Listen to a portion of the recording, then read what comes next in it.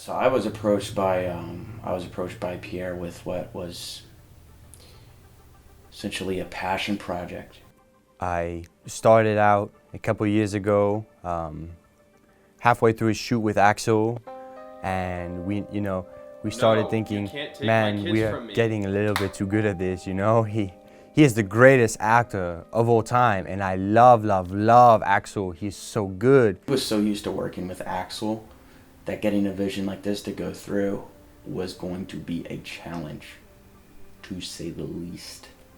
All these years, and of course we do our 10th film together, and then we conclude that, and I say, everything I'm doing is just gorgeous, almost breathtaking. And so I think maybe it's time to move away from Axel, even though I don't really want to, you know, maybe it's time.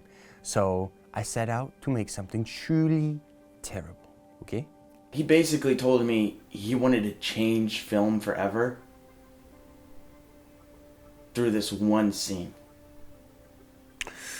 You know, when we first went into the drawing board and said, okay, this is an iconic scene, we want to tackle this head on, you know, but make it so bad, you know, not so bad that it's good, just so bad, you know, so terrible. And at first you're like, this is Pierre, you know, Pierre, right?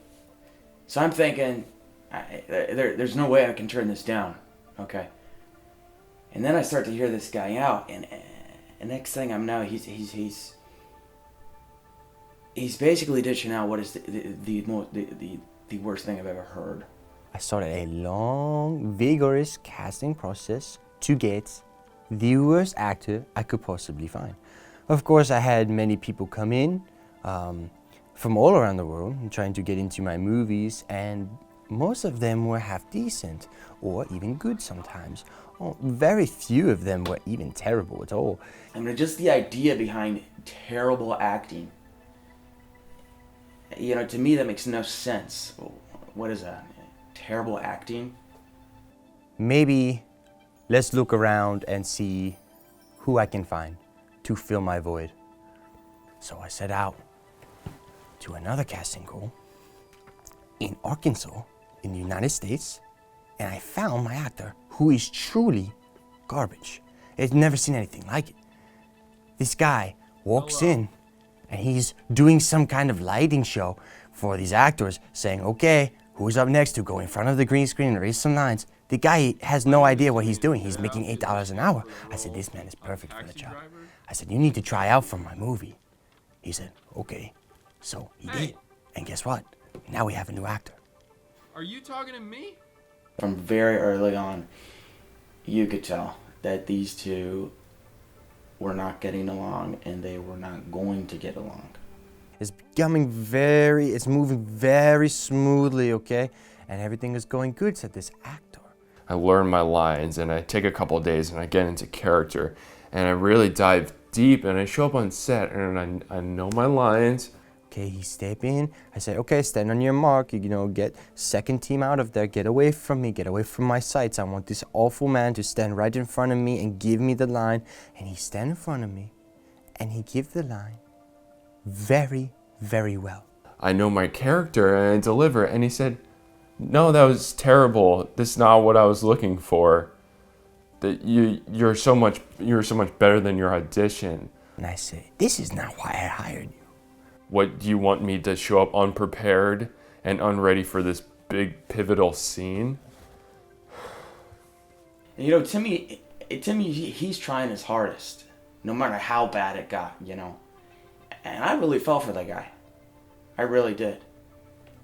I mean, this guy was giving it his all. But when you're working with someone like Pierre, it's impossible. I made him do it again and again and again, and he's giving me half-decent performances. I look him in the eye and I say, listen, you will be the worst actor of all time.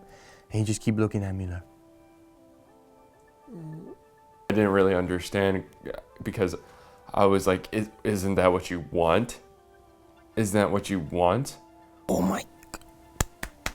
No, I am making a movie so people will sit in a seat and actually vomit. You know? They were just long, grueling days. Me and the director didn't really we didn't really get along. He kept hitting me, and he kept tickling me, and he just kept abusing me. And I was looking around, I was like, hey, did anybody else see this? And Pierre, he's just pushing Timmy and pushing Timmy to get this disgusting scene. I'm looking at him in the eyes and saying, no, slow down, you're giving me too much. And he would say, okay, like, why do you want me to be so bad? I said, why do you want me to be so bad? This is why I'm shooting the movie. Have you not seen my other movies? They're so good. I told you, I'm flipping Hollywood upside down. Some of the worst stuff I've ever seen since like film school, you know. The director was really mean to me. But you know what? I think it's gonna pay off, because I mean, he is a visionary, and it seems like he knows what he's doing. He may have a funny way of showing it, though. Timmy's done now. He's done. He's got no hope.